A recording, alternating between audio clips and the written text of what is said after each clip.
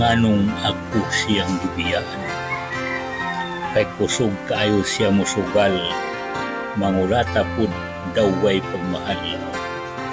Unya bakakon ang sinultihan, maugyod ang mga hinungdan.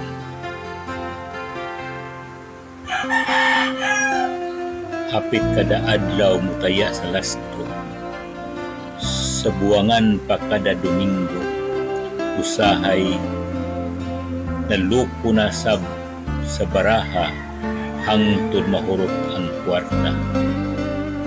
Asawa nag-ani mangutana asagikan, iya gayud nga dapatan ug pasakitan, pila ra may kusog ang kabainhan kun imo gayud pasakitan ug dagmalan.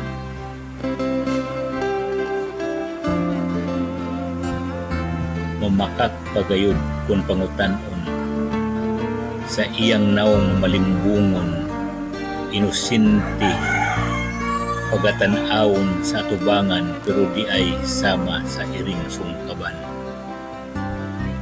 Mauni karon dili na magwanta ang pag-antos sa mga asawa para maglikay sa gugot sa pamilya, biyaan na kay wa na pagwaduha. Karon puno na ang sudlanan sa gugma kung gipuy-anan. Kalipay pag-antos sakit sa dughan, panahon na ikaw akong biyaan.